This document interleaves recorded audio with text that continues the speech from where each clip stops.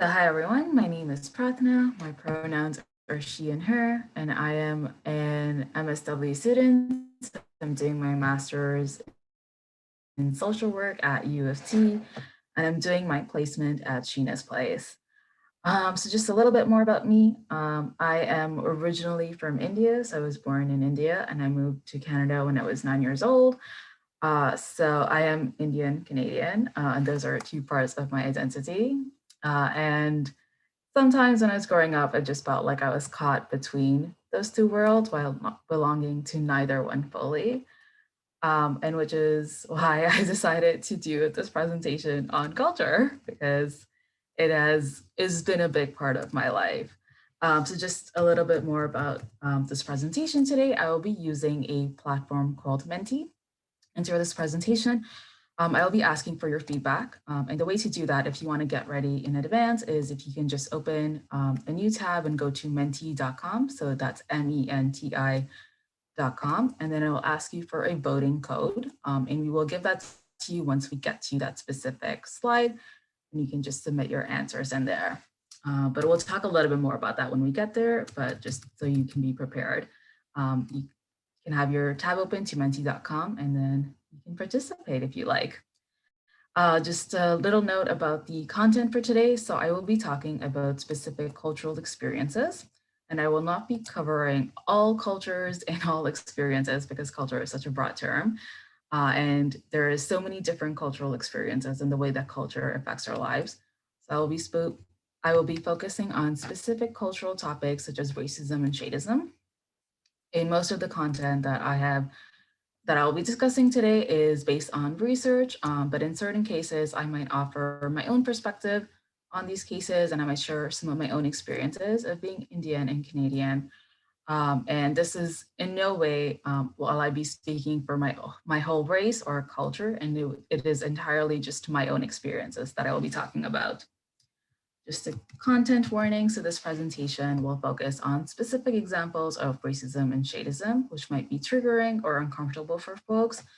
So please take care of yourselves throughout this presentation, and if you need any support, you can message Kelsey or Caitlin on chat. And I will just share my screen with you all so we can take a look at the slides. Just 1 second. I'm just going to full screen this. Okay. So we are here to discuss culture, body image, and the connection between the two. Outline. So we will be looking at what are eating disorders, what is culture, sociocultural risk factors for the development of eating disorder, racism and shadeism, the impact of racism and shadeism on eating disorder care, and lastly, we'll focus on culturally appropriate and sensitive ED treatment. The learning objectives, or what I hope that you get out of this presentation today, is to understand how aspects of culture, specifically racism and shadeism, influence body image dissatisfaction, and the development of eating disorders, and explore the importance of culturally sensitive care for people with eating disorders. Briefly talk about what is an eating disorder. So as you can see on the chart over here, eating disorders and disorder eating occurs on a wide range of spectrum. There are many reasons why a person may or may not have access to a diagnosis. So in today's presentation, I may use the terms eating disorder or disordered eating, since a person's culture can impact both. Acknowledge that the language of a disorder might not resonate for everyone. But some symptoms of disordered eating is binge eating, purging, preoccupation with food, while the eating disorder diagnosis refers to a specific diagnosis, such as binge eating disorder, bulimia nervosa, anorexia nervosa, etc. So we're going to just briefly look at the biopsychosocial model, and this is used to look at how eating disorders develop. So there is a focus on the biological dimension. So things such as our genetic variability, our dopamine levels in our brains, and things like that impact whether or how susceptible we are to an eating disorder. And then we look at the psychological dimension.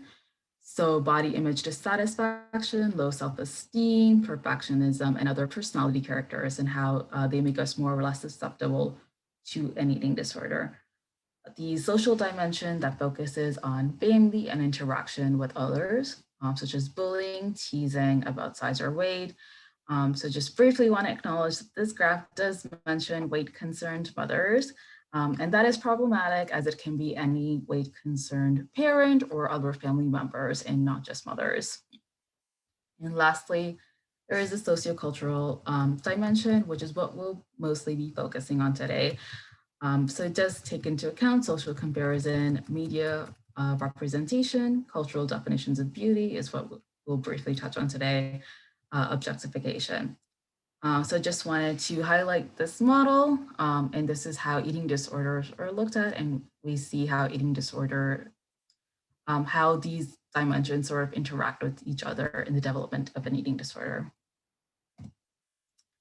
Next up, briefly, I just want to touch on some more eating risk factors for an eating disorder. So according to National Eating Disorders Association, the risk factors for an eating disorder and not specifically body dissatisfaction, cultural specific are body image dissatisfaction, which refers to how we feel both about and in our bodies. So people with an ED report higher levels of dissatisfaction, teasing or bullying. So as I mentioned previously in the biopsychosocial model, teasing or bullying is considered a risk factor, and according to the National Eating Disorders Association, 60% of those affected by eating disorders said their bullying contributed to the development of their ED. Trauma. So there are lots of different types of trauma, and we will not cover them all in this presentation. I will specifically talk about racial and historical trauma and how that can impact people. Appearance, ideal internalization. So believing that there is only one way to be and there's only one ideal body type. And that is something we'll discuss a little bit more later on in the presentation. Acculturation, which is also something that we will discuss a little bit more in this presentation. So just stay tuned for that. So just keep these risk factors in mind as we go through this presentation, and you will see how they come up again when we're talking about experiences of racialized people and how racism, shadeism, and those kinds of things can play a role in the development of an ED. Next up, I'm briefly going to talk about what is culture. So there are several different definitions of culture, but my favorite definition is the characteristic features of everyday existence, such as divergence or a way of life shared by a people in place or a time. So this is a very broad definition of culture. And as we can see on the image, culture affects our day-to-day lives, from our mannerisms to the food we eat, to the religions, to our languages, etc. So being affiliated with a culture can also provide us with a sense of belonging. So as I said before in this presentation, I'm going to specifically talk about racism and shadeism and those specific cultural experiences, but I just wanted to start a little bit broader of what culture is and how it shows up in our everyday life, and then narrow it down to talking about those specific cultural experiences that we have. And then I'm going to briefly just talk about hyphenated identities. So due to an increase in immigration, some of us might have a hyphenated identities, more than one ethnic or cultural group. We have two different sets of values, languages, religions, etc. So as I said in the beginning of this presentation, I was born in India, and then I moved here when I was 9. So I am Indian Canadian, and I have two different sets of values. And sometimes, as I mentioned before, sometimes it feels like I'm standing in between two worlds and not fully belonging to neither. And then now this is where we talked about comes in our group participation. So I just have a quick question for you is, how does culture affect our mental health? And that is what we're here to talk about today. But as I said before, we are not going to discuss all the different ways culture impacts our mental health. And I'll be talking about very specific things about racism and shadeism. So I just wanted to chat a little bit about it as a whole before moving on to the specifics. So you can, to participate and to submit your answers, all you have to do is go to menti.com, use the code 3126082, and Caitlin will put that in the chat for you as well. And it's also listed here on top of your screen. And then you can just submit your answers. Oh, we do have answers, great. And then so your answers are anonymous and you can submit more than one answer. So we have some great responses already. Stigma, intergenerational trauma, access to resources, can validate or invalidate mental health experience. Cultures have different language around mental health, i.e. some don't talk about it, that is related to stigma. And that is something that we will touch on in today's presentation. It enforces an ideal version of what or who we should be and sets unrealistic expectations. That is also something that we will talk about, how we rear our children. That was something that was in the cultural graphic that I shared earlier. That is true, how we react to management, specific body image, identity development, stigma, somebody said affects my attitude toward receiving help. It's true. I know there is more, but I don't know how I can click on it. Oh, there we go. Different cultural values can conflict and force us to choose between cultural priorities. That is true. That is something that I can relate to as a person who does have two different set of values and is often feels like caught between those two. Okay. These are all great answers, phrases that are normal but offensive. Interesting one. Didn't white won't let me see all of them for some reason. Oh, okay. But if you have submitted an answer and that I have not read it out loud, I'm so sorry. For some reason, it won't let me see all of them. But this is great for everyone who participated. Thank you so much for sharing. So things like stigma, access to resources, being an ideal version, and things like that is something that we will be talking about in this presentation. So it's great to see all these answers. So next up, we're going to specifically talk about sociocultural risk factors and how they develop. Okay. So we're going to specifically now talk about diet culture. So we can have a whole other webinar on what is diet culture, but for the purpose of this presentation, I simply just want to highlight how living in a culture that is obsessed with us being thin can negatively impact our mental health. So as it says there on the graphic, what is diet culture? It is a culture that worships thinness and ties thinness to morals, promotes weight loss at any cost, while ties weight loss to higher status, demonizes certain food while elevating other foods, creates shame when eating bad foods, knows intentional weight loss is not sustainable, judges you based on ideal body standards. So living in a culture that is obsessed with us being thin and is constantly telling us that is the only way to be can negatively impact your mental health. And we see it everywhere. We see it in the media, in the TV shows, in the movies that we watch, in the magazines that we read, or in the abundance of gym selfies and fit inspiration messages that pop up on our social media that relay the same message that being thin equals to being healthy, and we should all thrive to be thin. So I do want to acknowledge that there has been some pushback and resistance against diet culture and advocacy for health at every size movement that also addresses weight stigma. In some cases, we might also receive conflicting messages from family members. So as one participant mentioned in a 2019 study, in my family, like especially my mom and grandma, they do not want to see me get big or gain weight, but they're just like, they don't want me to starve either. So whenever I come home from college, they'll be like, oh, you gained weight, but what do you want to eat? That is something that I personally can relate to.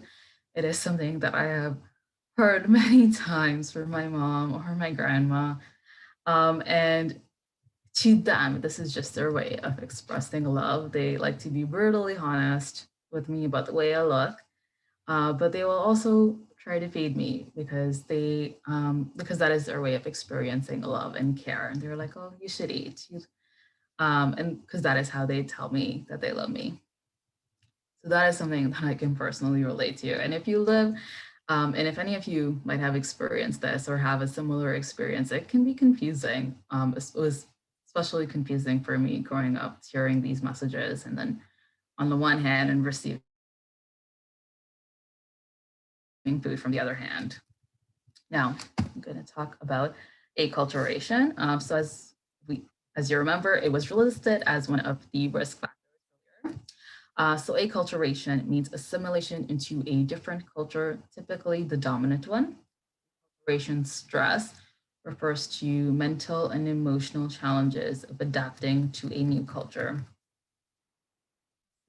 See of how the stress of having to conform and fit into a dominant culture affects our mental health. So just one example of acculturation stress that I will share with you is Black women's hair. In many settings, Black women's natural hair, sorry, is considered unprofessional or unruly, and it was used as a way of othering them from white women. So with the emergence of Black hair care products such as wigs and weaves that made their hair straighter like white people so that they can fit into mainstream society. The messages behind these advertisements were the same. That meant that in order to fit in, you have to conform, and that is the only way you can be respected. So this has led to body dissatisfaction, depression and anxiety, and in some cases, exclusion from society if you choose to not conform. Could also lead to being lead to feeling lead to you being feeling ashamed of your identity and culture, and then which can lead to isolation from your cultural group.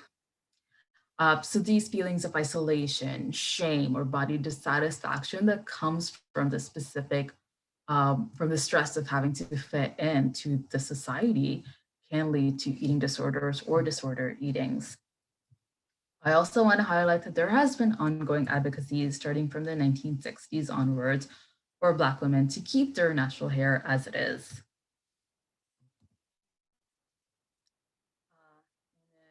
The research has shown us that minority women may be at a risk for body dissatisfaction when exposed to mainstream media and the depiction of white women as a standard of beauty. So when we see white women in the media and they're all thin and they're white and they have nice long straight hair, we think that that is the way that we are supposed to be, and that can lead to us to those who are not that way to being to feeling as if to lead to being feeling dissatisfied by their body. So anti-fat attitudes were significantly higher among high A-cultured Latinas. Slay cultured just means that they ascribe to more of the Western views that then equals being beautiful. So those Latina women who thought that being thin equals being beautiful and had those anti-fat attitudes were positively correlated with higher levels of body dissatisfaction and eating concern. And in another research, sorry, and then just want to highlight that there is mixed and limited research on acculturation, how acculturation affects a person's mental health. And in the research study that I share, it does state that the more a person has identified with their dominant culture's belief, the higher body dissatisfaction they do experience. I also want to highlight that in some cases, culture can also be a protective factor for many people. So for instances in culture where there are more accepting of various body sizes and being beautiful does not mean being thin. And they know that there is more, There's more acceptance for other and different body types. In those cases, culture can be a protective factor against eating disorders and disordered eating. We're going to talk about racism and shadeism. So, just another warning, these topics might be triggering or uncomfortable, and to take care of yourselves throughout this presentation. So, what is racism or shadeism? Sorry, what is shadeism or colorism? So, it is the discrimination based on skin tone, which exists among members of the same community, creating a ranking on a person's individual worth based on shade. History of shadeism. So during the colonial times, when European settlers brought enslaved people from Africa and other parts of the world, they would be judged by the color of their skin. So light-skinned people would at the time get what was considered preferential treatment compared to the others who were darker skinned. And then in the beginning of the 20th century, racialized folks had to undergo a paperback test where individuals had to be light brown to be allowed in certain events. Long after slavery was abolished, the idea that fairer skin equals superiority still remains. So we saw the emergence of products such as skin lightening and bleaching creams, which then flooded the markets and were advertised to women and now even men, reinforcing the idea that the fairer skin is ideal and it is something that we should all want to achieve. Effects of shadeism. So it can cause low self-esteem, body dissatisfaction, depression, anxiety about about our own appearance, and facing judgment from others. So feeling isolated from community or family members who maybe don't look the same way. So in my family, even though I am fairly light skinned, my sister is even lighter skinned than I am. And oftentimes when we go out together, people cannot believe that we're related. They think she's European, while they most definitely think I'm always Indian. So that can at times feel, for me it personally has felt isolating because obviously we are related. She is my sister, but people just think that we are not.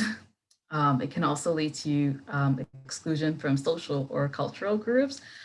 So people with darker skin tone might be shunned or shamed for their dark appearance by their community, thus leaving them to leave their cultural group or vice versa. They might feel like they don't belong in their cultural group because of their dark skin. So all of these um, factors, such as low self-esteem, body dissatisfaction, depression, or anxiety, are considered risk factors for an ED and can lead to eating disordered eating behaviors. So a research study done in 2018 examined the relationship between skin color satisfaction and body dissatisfaction, and found that in a sample of Black women ages 18 to 24, it was found that the more satisfied a woman is with her skin tone, the more satisfied she is with her body image. Moreover, it has also been documented in another research study done in 2007 that dark-skinned Black women, in comparison to their light-skinned counterparts, do not receive much benefits in areas such as income, education, or housing. And in a research study done in 2019, one participant said that I lived in Kansas and I was a minority, and there were so many girls that were white and pretty and skinny. And it's just like, I'm not white, I have to be pretty and skinny. So as we can see from this statement, racialized people might attempt to address their negative feelings towards their skin tone by engaging in unhealthy eating behaviors to achieve what they perceive to be a desirable body size.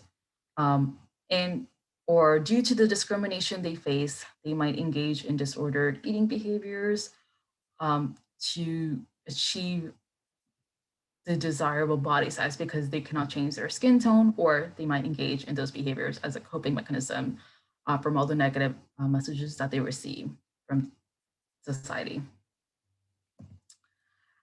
So now I just have a video on shadeism that I will just share with you. Just for the interest of time, we will not watch the whole thing, but just maybe the first couple of minutes.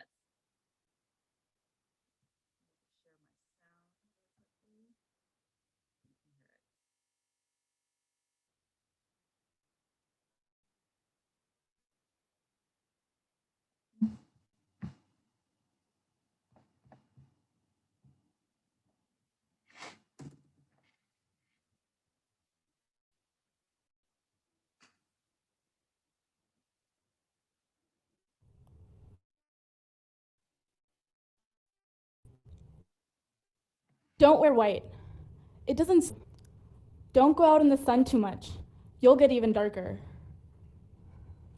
You have such nice features. It's so unfortunate that you're so dark. Hi everyone, my name is Sanjana Rajesh, and those are just a few of the comments that I grew up hearing pretty much every day. I'm Indian, and there's so many things that I love about being Indian. The people, the culture, the traditions, the food, and so much more. I've always felt proud to identify as an Indian American, especially because I grew up in such a large and diverse place such as the Bay Area. But as great as being Indian is, everything has its flaws. And being Indian meant dealing with some of its outdated and biased standards of beauty. It was always the small things. People only referring to the light-skinned Indian actresses as the pretty ones. Or my relatives constantly updating me on the newest skin lightening and bleaching products on the market. Or even just random people telling me that certain clothes or makeup made me look darker. These comments were always played off as concern for my well-being. And for the longest time, I believed it. I believed that my well-being solely relied on this unattainable lighter version of me. And it wasn't just me. According to a study conducted from 2013 to 2016, 70% of the Indians surveyed reported wanting to date someone or have a partner with lighter skin. This is what pushes so many Indians to want to lighten their skin, creating a phenomenon termed the bleaching syndrome. A 2014 marketing study showed that 90% of Indian girls cite skin lightening as a high need. And with that, it's no surprise that the market growth rate for fairness products in India increases by 15 to 20% each year. And all this goes to show is that lighter skin often makes acceptance more likely, and even more so for women. But no one wants to acknowledge this issue, speak about it openly, or accept it publicly. Because doing so would mean accepting that you are dark, which for many Indian girls is their worst nightmare. This is an issue that affects not only the Indian community, but many other ones as well, and is officially known as colorism. Colorism, a form of racial discrimination based on the shade of an individual's skin tone, typically favoring lighter skin. Because of colorism and this constant insinuation throughout my childhood that my dark skin was unattractive, being dark became my biggest insecurity. But unfortunately, it didn't just end there. Because I perceived my darkness as one of my shortcomings, any other insecurity I had was amplified. Every time I would gain a couple pounds, I would think about it at least 1,000,000 times every day. Because for me, it wasn't just about gaining weight. It was about the fact that there was now another reason why people could perceive me as unattractive. This was only perpetuated when I'd hear comments from guys saying things like, "Damn, she's hot, but kinda dark, dude." Or even just straight up, "Yeah, I'm not really into dark-skinned girls." Hearing these kinds of comments made me believe that I would be lucky to find a guy who liked me. And even if he did, it would be despite my dark skin tone. Needless to say, My amplified insecurities have had both an emotional and psychological toll on me. I've been through depression, and this stemmed from the fact that my desire to be successful wasn't just to be successful, but it was to compensate for my darkness. And even when I was successful, it didn't matter, because at the end of the day, I was still dark and nothing had changed. I've also had eating disorders, such as bulimia. And the most saddening thing about that is that I know that if the prejudice against my darker skin didn't exist, then those couple of extra pounds would not have affected me to the extent to which they did. Colorism transformed some of my typical teenage girl insecurities into a sickening narrative that consumed my life. Colorism has only recently even become a social issue, with the term originating. All right, I'm just going to stop there just in the interest of time so we can get through the rest of this presentation. It is a really great video, and it does end on a slightly happier note than it started with. So if you do want to watch it later on, the link is included in the resources. In the references that is listed at the end of the slide. So next up, we're just going to talk about racism and health. According to the Canadian Mental Health Association, one of the 3 important social determinants of health is freedom from discrimination and violence. So race is listed as one of the social determinants of health in Canada. Stated in their study, there's something called a social pain overlap theory. So this means that the pain from physical injuries and social exclusions activate the same neural pathways in our brain. So the pain that we feel from being physically hurt is the same pain that we feel when we are discriminated against. And then just keep this in mind as we're going through the next slide about how racism and race-related stress can affect our mental health.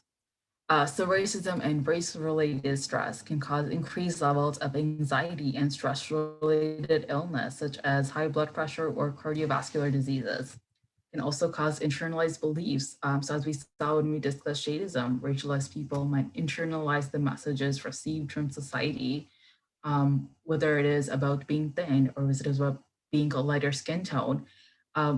We might internalize these messages that we receive from society, and it can lead to or lower self-esteem.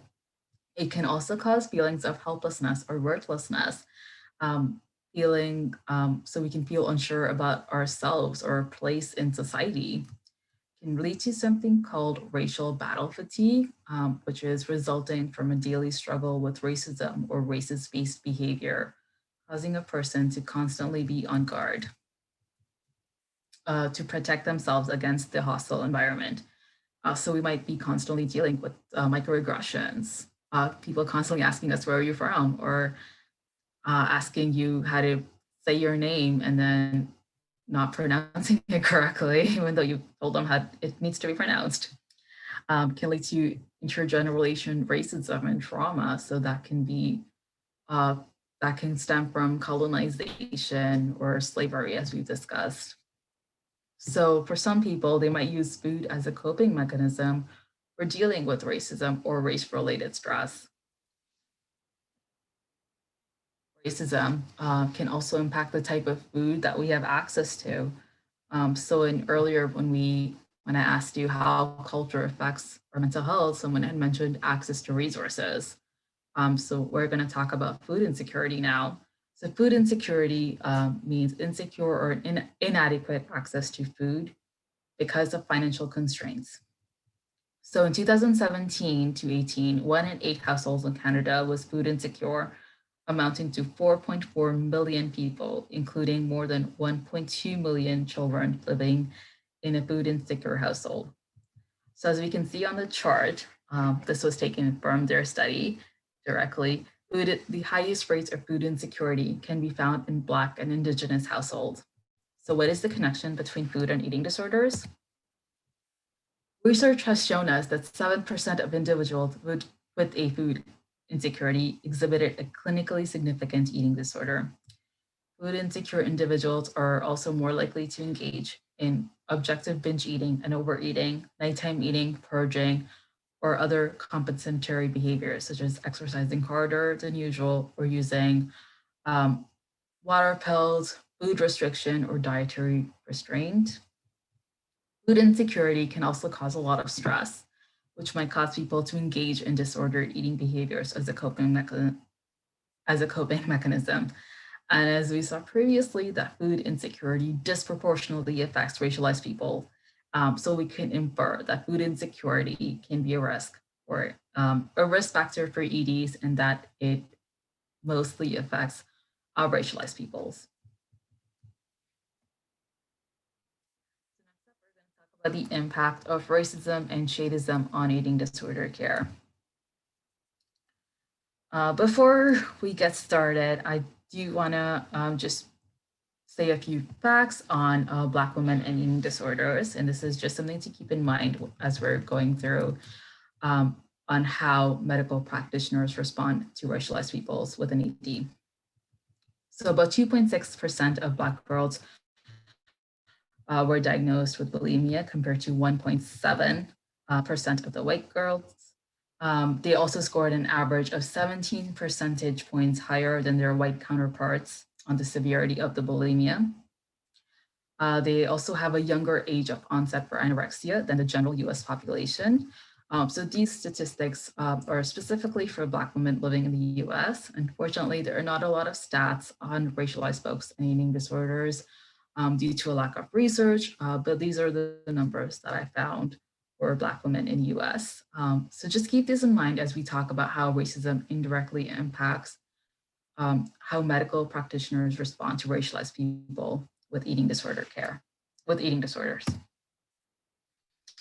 So we're going to talk about practitioners' bias. So in 2010, in a study that was done in 2010, Black participants stated that their ED concerns, that their concerns regarding their ED had been dismissed by a clinician because of the assumption that Black people do not have eating disorders. Other research done in 2006, it was found that Black women with binge eating disorder are more likely than their Caucasian counterparts to receive weight management treatment instead of eating disorder treatment. Similar study, Latino and Native American participants were significantly less likely than their white participants to receive referral for care, referral for care, and that symptomatic ethnic minority participants were less likely than their white counterparts to have been asked by a doctor about their eating or weight-related issues. I do want to point out that this is not because medical practitioners are being intentionally racist or their intention is to do harm, but due to structural racism, weight stigma, cultural beauty standards, things like that, um, medical practitioners might not ask their racialized patients about their eating disorder. So most practitioners in a study that was done said that they just thought that African women were more accepting of larger body sizes and therefore less likely to have an eating disorder, which is why they did not ask their patients about it. So this, of course, is a generalization, and it might not apply to all African American communities. There's also a lack of research done into racialized folks and eating disorders. And this is just a quote from Stephanie Armstrong. She wrote a book on her story, on her personal story of dealing with bulimia. So this just says, because I was a Black girl with natural hair who had grown up below the poverty line, no one ever suspected I could be bulimic. Only I seemed aware that the melanin content did not guarantee me an eating disorder-free life. My color became the perfect shield against suspicion. So this just highlights that by medical practitioners not talking to their racialized patients about their eating disorder or their eating disorder concerns, they might actually be ignoring a large population that does suffer from eating disorders and do like have them. We're also going to talk about the barriers to treatment that racialized people might face.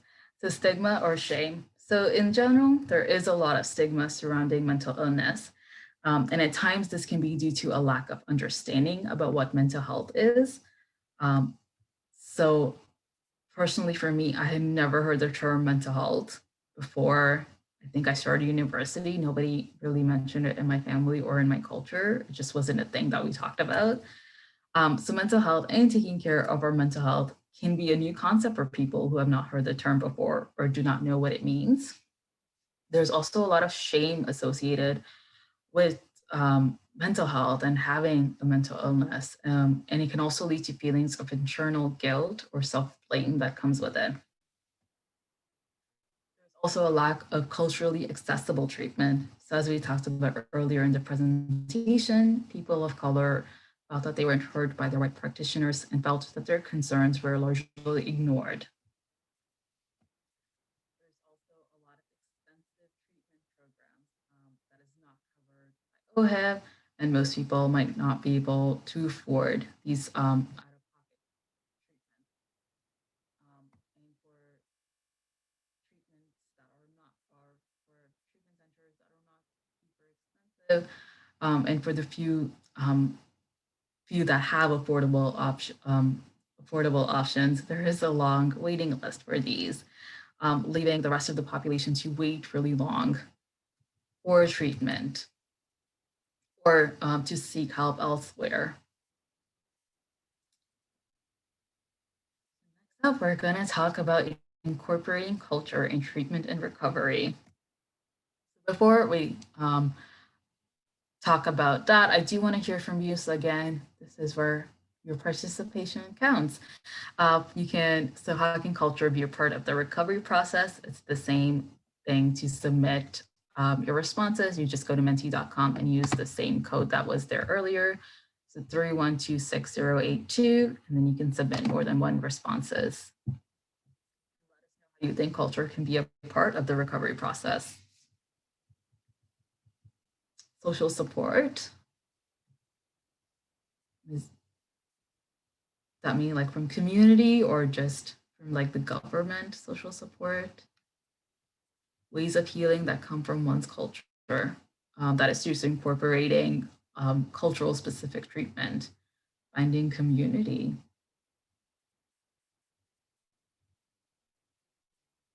Providing education and raising awareness, especially in racialized communities where there might not be a lot of awareness about mental illness. And also providing education, raising awareness for medical practitioners who might not be aware that racialized people also have eating disorders. Culturally relevant food and treatment.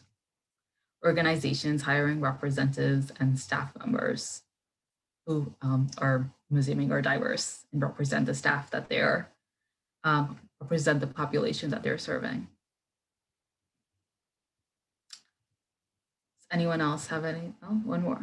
Can incorporate and highlight certain strengths and resources that the individual connects with related to culture. So including their culture and treatment. And bringing that in, yeah. These are all great answers, by the way.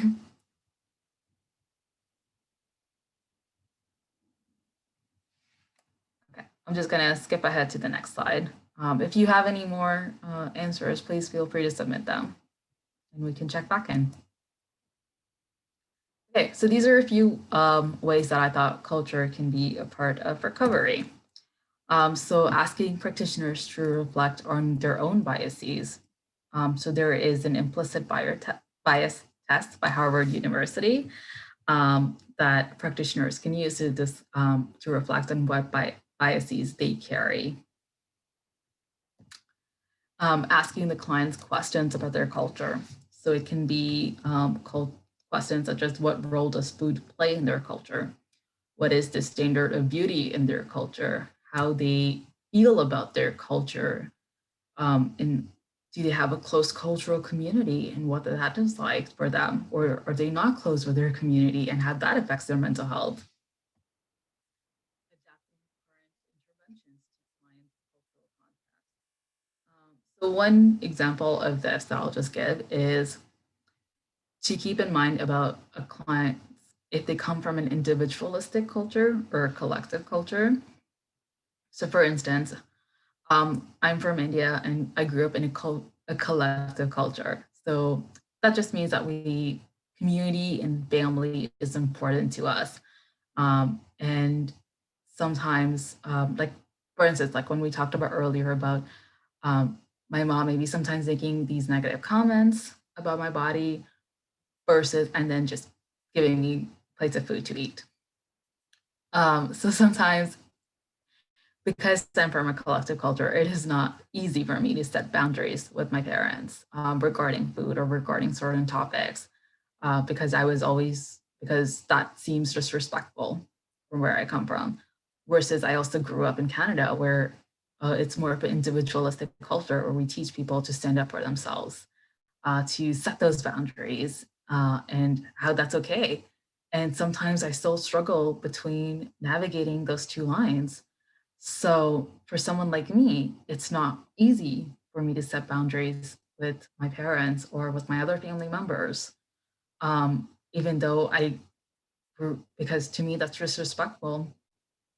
Um, so if I go to a medical practitioner with this problem, they might try to encourage the more individualistic side of me, of the Canadian culture, and be like, you should try and set those boundaries, and here's how you can be assertive, while ignoring the other part of it, which is that culture is important to me, and it seems disrespectful for me to do that, and how I can navigate those two things at the same time.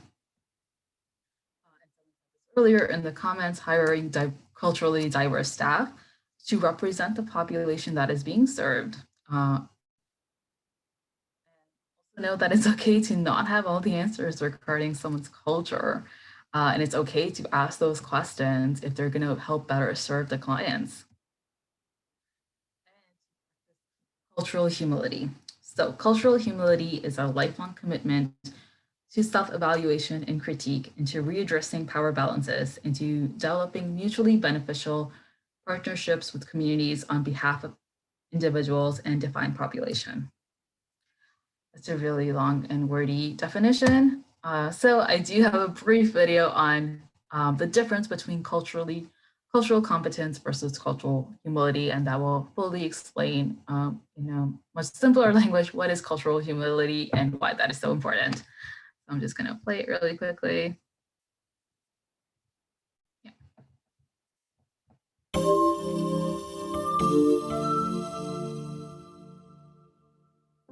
Cultural competency and cultural humility. You may have heard these terms before, possibly in the context of healthcare settings, and not quite understood what they meant. Let's go over what these terms mean and how they apply to everyday life. To be culturally competent is to learn about other cultures, control your biases, and adapt your behaviors and communication style considering the background of people around you. The goal of cultural competency is effective and informed interaction across various cultures. At face value, cultural competency sounds ideal, but it may actually lead us to rely on generalizations about certain groups rather than recognizing the uniqueness of each individual. We also have to ask ourselves, is it realistic or even possible for people to learn everything about other cultures and become completely bias-free? That's where cultural humility comes in. To be culturally humble is to be aware of social power imbalances, respect other people's values and beliefs, and continuously reflect on your own biases. With cultural humility, there's no expectation that you memorize everything there is to know about other groups. Instead, it's a lifelong process of asking yourself how your own biases might impact the way you treat and understand others, alongside work to minimize that impact.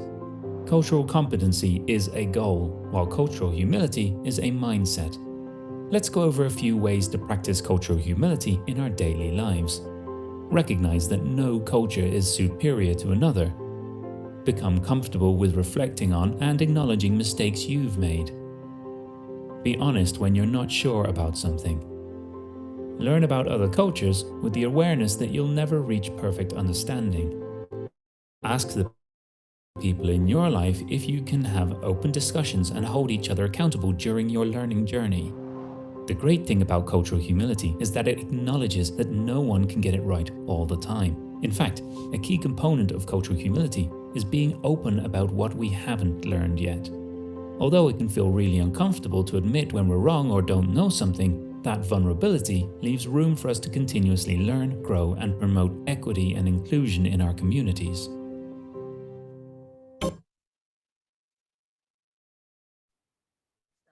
Quick video on cultural humility, and the link to the video is included in the references, which is included in the slides that you got. So that concludes this presentation, and the references and all the references that I used for this presentation are included in the slides, along with some additional resources. At this point, if you have any questions, do let me know.